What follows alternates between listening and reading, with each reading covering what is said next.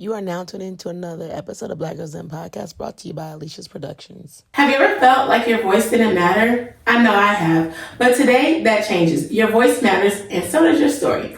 In today's episode, we are diving into how your passion can help you find your voice, step into your power, and inspire the world. Hey homegirls, it's your favorite homegirl, Alicia, and I'm back with another episode of Black Girls Den Podcast. I'm so excited to have my guest, Madeline, here. Say hey, welcome. And we're going to get into her bio, but thank you so much for coming and sharing your voice through your passion. I'm so excited to get to learn. Absolutely. Thank you for having me. Yes, you're welcome. So let's read her bio, okay, y'all? Madeline Johnson is a licensed makeup artist, creative visionary, and founder of Mad Lab Beauty, a Louisville-based beauty brand redefining what it means to look and feel beautiful. After earning her cosmetology certification, Madeline transformed her passion for artistry and self-expression into a mission, helping women see their inner confidence reflected on the outside. Through Mad Lab Beauty, she merges creativity with purpose, creating bold, transformative makeup experiences that go beyond the surface. Madeline has built a reputation as a hardworking, faith-driven, and innovative artist. At her core, Madeline is more than a makeup artist. She's a creator, educator, and encourager who believes beauty is both an art and active empowerment. Her motto, confidence isn't applied, it's activated. I love the motto. So cute. So, we're activated. How are you doing today? I'm doing good. I feel good. Yes. You're welcome. Let's get into the questions, okay? So, let's get started. Can you share a little bit about your passion and how that became your voice? So, I actually started doing makeup at a very young age, around 13, 14. I, asked my mom, could she get me that makeup kit from Macy's? And she did. I got that for Christmas one year, and I just kind of explored from there. Going into my career, after graduating high school, going into my career, I went to cosmetology school. And so from there, I did hair for about a couple years. And then after that, because I started having children, I went into banking. After banking, life hits. Life hits, right? And if it's not something you're wanting to stay in as a career, you kind of have to shift the perspective, and that's what God did for me. He took me right back to what I originally wanted to do, which was beauty. And so I got my license to do makeup. And that's where I started Mad Lab Beauty as a professional licensed makeup artist. Yeah, so you have to have a license to be a makeup artist. You do, in the state of Kentucky. Oh, okay, because I was like, I did not know that. I was gonna say, did you do your cosmetology to get into makeup, or did you like doing hair? I started off with hair. That was my drive. But as you know, starting out doing hair, you have to gain that clientele, right? Yeah, I worked in the shop for 2 years. I gained a pretty good client base, but then I started having kids. Needed something more stable. And so I moved from that into banking. That's how you got into the banking. Yeah, okay. And it has been a really good career. I won't lie. Banking is a really good career, but that's not my passion. So I'm back at beauty. So beauty is your passion. Absolutely. And that's how you're using it. Okay. Did you always feel like your voice mattered, or did it take time to discover it? I guess you have to look at it as in different aspects, right? So my voice, as far as career-wise, absolutely. Like, I will use my voice to advocate for any woman in my position. When it comes to just daily living, your voice is your voice. It depends on who it's with, right? So if you don't feel heard, you can't use it. But as far as career wise, yes, I feel like my voice does matter. It's meaningful to other women to have someone speak up. That's good. Yeah, that's good. Did you grow up in a small town or a big city, and did that help or hinder your voice? I grew up in Milwaukee, Wisconsin. So to me, that's a huge city. Honestly, very segregated, but my community overall was very vast. It was big. And so just growing up there, it was like very, how can I say? I can't find the right words for it, but moving to Louisville, I can kind of see the similarities a little bit, but here in Louisville, it's based upon like who you know, what you know, and then are you willing? I think that's the biggest thing is, are you willing to do the work? And so I much prefer it here. But do you feel like growing up in Milwaukee, it hindered your voice, or do you feel like it helped your voice? Or maybe coming to Louisville did it? I think coming to Louisville. Coming to Louisville did it. And because I've grown since I've been here, I've grown a lot, just mentally and physically, spiritually as well. Just meeting new people, my voice has been able to carry more here instead of Milwaukee. Yeah, but... Well, I heard Louisville's a little segregated too, but... I think it is. But overall, it's how you present yourself in the area you are. I used to work in a high traffic area, right? And it's a mix of people, but you couldn't tell it was a mix of people just based off living in that area. But during the day, it's very busy with all sorts of people. Yeah. So. Okay, I see what you mean. Was there a time you felt your voice wasn't being heard? How did you overcome that? When I first started off in cosmetology, yes, because I was still learning, right? And so you want to use your voice, but at the same time, you want to learn. So sitting back and just listening sometimes is not the baddest, it's not the worst thing. But that's about the only time that I did not feel my voice was needed, because I was still learning. And as I learned, I was able to voice because I was knowledgeable. And so, of course, my voice is what I have. It's my reasoning for everything. But just learning to use it correctly and when it's needed, absolutely. It's what I have. Yeah, okay, so you feel like it wasn't easy for your voice to be heard because in hair school, cosmetology school, it's like, when do I use it? Or it's when do you use it and how to use it appropriately. Yeah. Yes, okay. Did you have any fears or doubts when you started embracing your passion? Of course. Yeah. Of course. Going into makeup, it is very... because there's so many talented people. There's so many talented artists out there who their work is just impeccable. Like, you look at it and you're like, oh my gosh, I need to learn how to do that.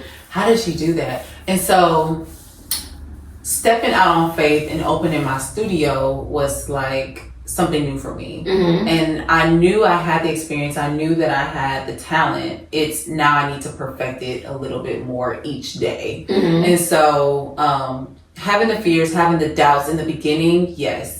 But as soon as I stepped out on faith and I started to be more of myself, I started to let that go. And if you know anything about the Bible, right, you can't walk in fear and faith and have faith at the same time. So I had to let one of them go, and I was not letting my faith go. I let that fear go. Yeah, absolutely. But I am more comfortable now than I have been in the beginning. Okay, so let's talk a little bit about your studio. Like, what made you kind of like lead to, you have faith to get the studio? Like, what was that transition? Because you said you was working in banking, and then you went to, having your own studio. Like, how did that happen? Oh, okay. So I'm not gonna give you the full story. I was saying, you can do short story long. Short story. God called me. He called me last year. I was coming out of depression. I was coming out of alcoholism, and he told me to just surrender my life to him, and I did. I gave him everything, and the last part was my job. That was my stability. He's like, you haven't given me everything, and so. One day I was just like, I gotta do this today. And I told my boss, I said, today's my last day. And she's like, okay. And then a week later, I opened my studio. What? No 2 weeks notice, no nothing? Nothing. How did you find the studio? Did you just? So working in banking, you build a network, right? Yes. Especially in the area that I was in. Yes. I built a network, and I had a few people that I could reach out to, and one of them was actually a real estate developer or a real estate collector, and he had some property, and he said, "Well, you know what? I can show you the studio today." I was like, "Okay, great." So we went, saw it. And then the next day, he had the contract ready, and I signed it. Oh my gosh, that's so good. Yeah. So having a good network is good. Having a great network is amazing. Yes. So it's open, thanks to him, and he's a really great guy. That's what I can say. And how long have you had your studio now? I opened it a week after, I want to say late September. So it's almost been a month. Okay. Yeah. And well, when y'all hear this, it's probably gonna be like 6 or 7 months, probably. But yes. Okay. Yeah. So you had it. So you kind of had it for almost a month. Oh my gosh, that's so great. That was fast, though. So, but when God says you do something, you better be obedient. And look what happened. Okay. Right? Were there people or experiences that tried to hold you back, and how did you rise above them? I guess this kind of goes back to my situation, right? When God called me, I had been married. I have 4 children. I worked a regular 9 to 5, and so I wouldn't say necessarily people, but my specific situation. It wasn't ideal for what I'm doing now, and so I wouldn't say holding me back, but it didn't look like it could ever happen. It just was something God told me to do. And so letting go of everything in my life and letting God just take control of everything, he just kind of pushed me into it. So I don't think anything held me back. I think God kind of forced me into it. And I'm all for it. Yeah. So kind of your circumstances, not like anything that necessarily happened, but your circumstances, something that you have to like rise above. Like, okay, I'm going to go do this. Yes. Okay. Yes, how did your roots shape the way you see yourself and the world today? My roots. Oh, my parents, my upbringing. I grew up Lutheran. Okay. I grew up in Lutheran church. Lutheran church. Lutheran faith, I should say. And it's Christian, but it's very closed off type of religion. And then when I got married, it was, my eyes are opened, right? And so I saw the world differently. So going back to my roots, my upbringing, my parents instilled in us that you could do whatever you wanted to do. Believe it or not, when I was 5, I wanted to be a doctor. You know, like when I turned 10, I probably wanted to be something else, you know, but they always told me you can do whatever it is that you want to do. Don't limit yourself. So I take it back to them all the time. Like going back to those beliefs, now that I'm older, I still believe I can do whatever it is that I want to do. Yeah. I don't have any doubt in my mind that this is not going to work for me. I know it will. Yes, period. Yeah. So what's Lutheran? Like what? That's this Lutheran faith. Like kind of what? It's a sector of Christianity. It's just the denomination of church. Okay, and then when you got married, did you leave like the Lutheran, and then did you go to like Christian? So when I got married, we were just basic Christian, non-denominational. Okay. And then we converted actually to Islam. Oh, yeah. Okay. So my then husband converted us to Islam. I didn't resonate with Islam as much as I feel like I should have. And so when God called me last year, I was like, this is conflicting. I'm Islamic, but God's like, I need you to come back to me. Not necessarily Lutheran, but just in spirituality, he needed me. And so now I'm back in the Christian faith, but non-denominational. Okay. So I don't have a specific lifestyle or rules that I follow. I just follow the Bible. That's it. Yeah, makes sense. Yeah. And you had to I don't know because I'm not in Islam faith. Did you have to kind of like denounce or not really? Like when you leave Islam or no? I didn't. Oh, okay. I just kind of eased myself out of it back into the Bible. And it's so weird because I purchased the Bible about 4 or 5 months ago, and I was kind of scared to leave it out around the house because my then husband was still Islamic, but God was like, you shouldn't be hiding me. Why are you hiding me? I told you to do this. Trust me. And so one night I just opened it up and started reading it, and in he walked and didn't say a word. And then from there I just kept reading, and now my kids read. And we go to church every Sunday, so it's a part of our daily life. Oh yeah, I was wondering. I was like, are your kids kind of still like Muslim or like reading that? You kind of just all changed. Just kind of went into it. And so now that kind of shapes how you see the world today, because it's like different. Yeah. From now. It's very much different, right? Because when you think about other religions, that you think of devout, you think of like, I wouldn't say extremism, but they have a set of things that they follow. Where in my family now, we don't have a set of rules we follow. We just try to live righteous. We just try to live how Jesus lived when he was here on this earth, right? Love your neighbor as yourself. Yes.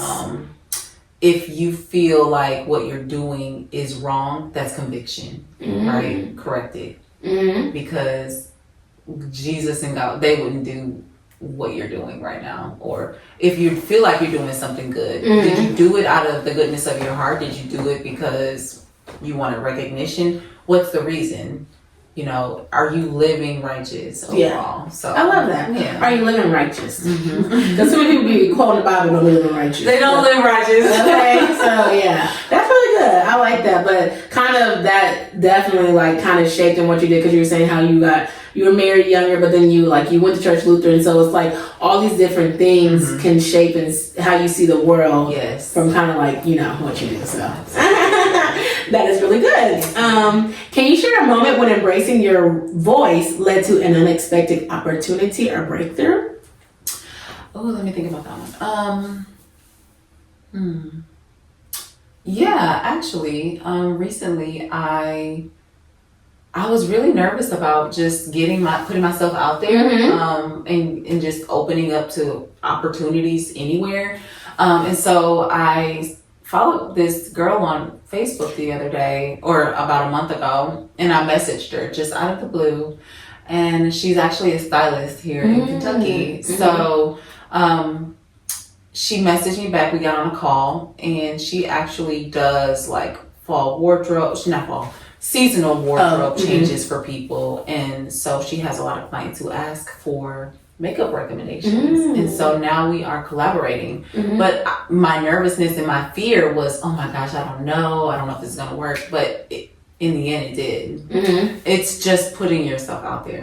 Yeah, that's so interesting that you said that, because you were talking about like cosmetology, how you have to like build your clientele. I was like, don't you gotta do that with makeup too? So I was like, is it harder? Is it easier? It's about the same. In any industry where you have to go out and find your clients, it's very hard. You can't just sit behind a computer all day and do it. You have to do the legwork too. Yes. So sometimes I'll find myself just standing outside of the building where my studio is, handing out my cards. Yeah. I'll go into different boutiques and say, hey, this is my business. This is what I do. If you have anybody who's looking to do, get their makeup done, this is where I am.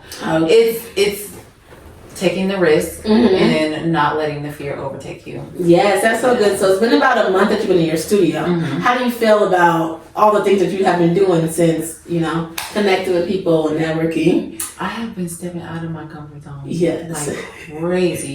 Like crazy, because like literally a month ago, I was in a different position, right? I was a mom, I was working at a bank, I was doing all these things. And now my life has totally changed. Like, I'm self-employed. Yeah. I went from a stable income to a self-employed income, but God has taken care of me since. And so I feel good about it. Like, of course I have my moments. where I'm like, oh my goodness, what have you done? Like, what have you done? But that's the thrill. Mm-hmm. That's the advantage that you have. Like that, it feels good. It's like an adrenaline rush. Mm-hmm. And I love it. I love taking risks. Okay, that's good. Yeah. I was that's actually that's how I found you is because there's like this the Louisville girls or somebody on Facebook. Yeah. I see you posted something about you opening up your beauty thing in Mad Lab, and that's actually I was like, oh my gosh, like a Mad like a beauty thing. Yeah.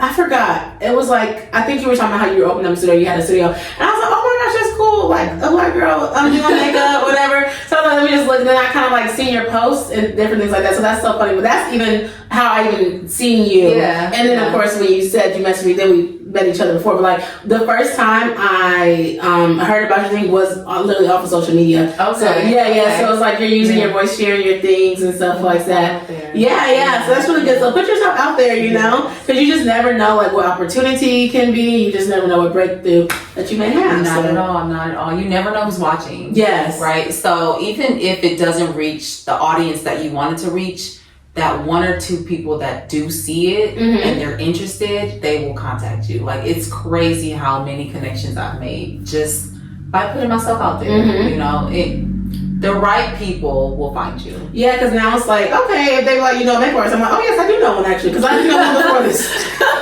Absolutely.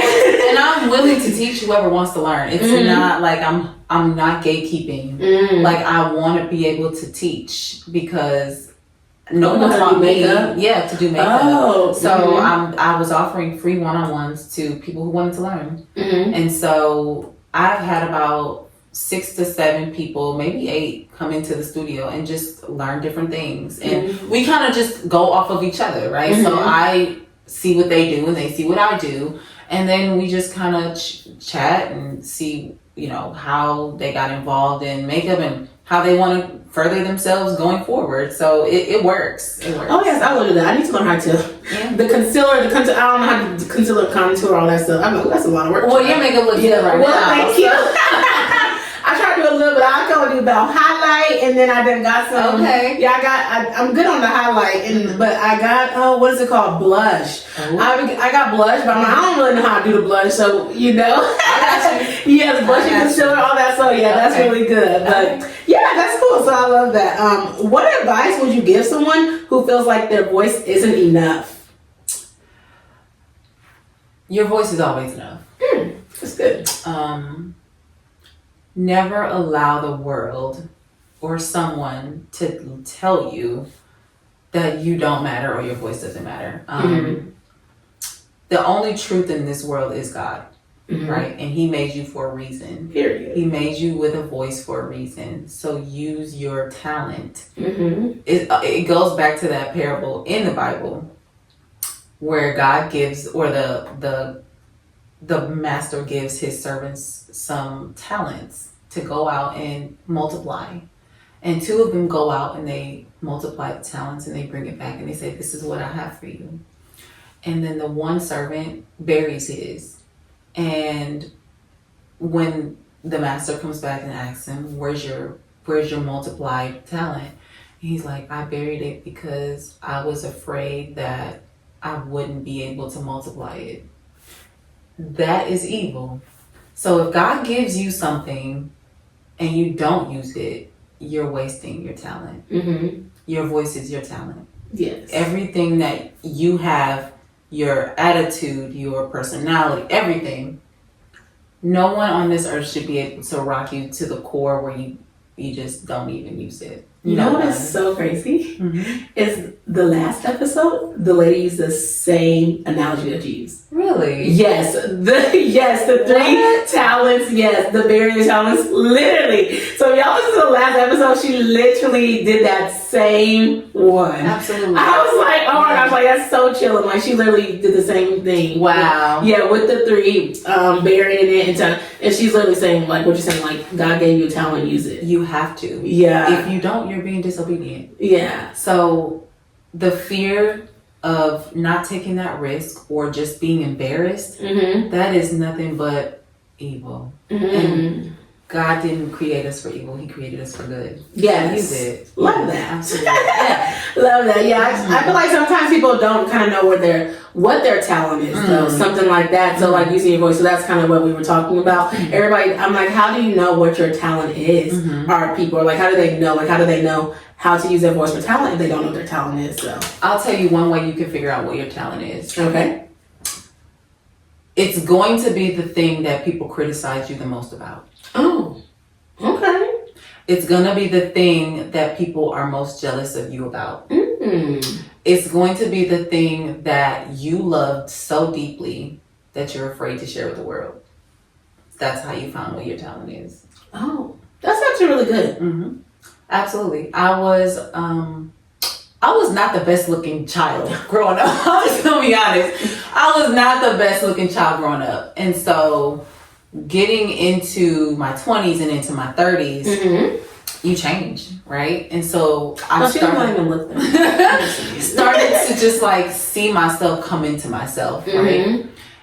And have people look at me in a way where it's like they don't see me. They see competition. They see some type of insecurity in themselves through me. And I never understood that because I treat people how I want to be treated.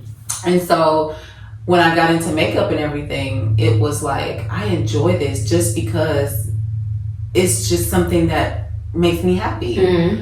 But it didn't make everybody else happy around me because they looked at it like it was evil or it was like I was trying to look a certain way or, make people look at me a certain way. And that's not at all. Like, this is just me. Like, this is what I enjoy. Yeah. And so that is how I figured out this is what I need to be doing. Because, for one, God created us all equal. He created women to have beauty, right? And that's why men are attracted to us, right? So when you use your beauty to obtain worldly things, it's looked at as vanity, right? But that's not what I'm using it for. I use it because God created me and you to display to the world His will. His will is for us to bring people to Him. And so if I can do that by just being myself and doing the things that I love, I will do that.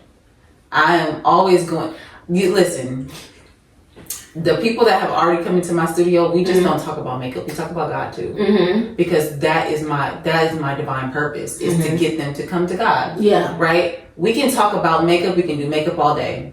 But in the end, where's your heart posture? Where is your spirituality? Where is your faith? That is the real beauty. And that's what God is trying to get me to do. He's wanting me to focus on the real beauty of the person and have it displayed on the outside as well. So that's the whole point of Mad Lab Beauty, is to focus the inner and build it to the outside to make it look, more confident. Yeah. I love that. That's really good. You kind of answered this question. If you have anything else to add, you can. But it was, how do you continue to nurture your passion and stay true to your voice every day?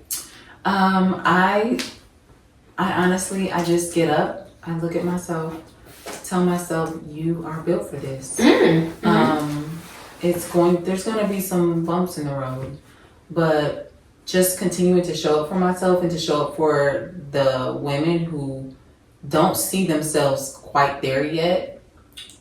And along the way, they find who I am or find what I do.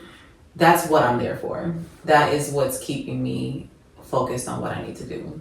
So I'm really excited about it. Love that. Yeah. Love that. Well, that was our first, topic. So those are really good. Let us know in the comments which one was your favorite answer and how you feel about everything. She was dropping gems the whole entire time, okay? Our next topic is digital dilemma. And so it's just rapid fire questions. And then you either say myth or fact. Okay. All right? Okay. So, number one, you need thousands of followers to make a real impact. Myth. Yes, okay. Sharing your voice online can inspire someone you don't even know. Fact. You don't have to be perfect to make a real impact online. Fact. It's too late to start building your voice online. Myth. You have to follow trends to be heard online. That's a myth. Social media can be overwhelming, but also offer opportunity. Fact. It's easy to feel self-doubt when you compare yourself to others online. Fact. Okay, yes, I love that. Okay, so our last segment is our postcard segment, and it's like you're writing something, but this is really audio, so it's like you're writing something to the girls that are listening. So if you could leave our listeners with one empowering message about finding their voice, what would it be? I would say, do the thing that scares you the most. Yeah. Okay. Do the thing that scares you the most, because that's where you're going to build your impact. Okay, I love that. All right, that's so sweet. I love that. Well, thank you so much for joining me on the couch. My pleasure. Thank you for having me. Yes, you're welcome. Thanks for being on the series. Let them know where they can support you, follow you if they're in Louisville. They can come and get their makeup done. And if they're out of town, maybe they can stop by. They can just support you online. So Sure. So you can find me on Instagram or Facebook at Mad Lab Beauty. Or my personal is Beautifully Mad with 2 D's at the end. Also, I am located on 632 East Market Street in Nulu, Kentucky. Nulu being Louisville, Kentucky. And I have a makeup studio there on the 2nd floor. Oh, yes. Oh, that's a Lulu. Okay, yeah. I gotta go check out the studio with Lulu. Absolutely. And if this is your first time listening to Black Girls in Podcast, I want to say thank you so much for joining. Hopefully you enjoyed the conversation and you feel good in the den. I upload every Wednesday on YouTube at 12 o'clock and audio at 5 in the morning for my early risers, okay? So make sure that you like and you comment if you enjoyed this series. There will be another one next week, and go back and check the other ones in the past. So see you next time. Bye. Thanks for tuning in to another episode of Black Girls Den Podcast. Make sure you follow us on all social medias and see you the same time next week. Bye.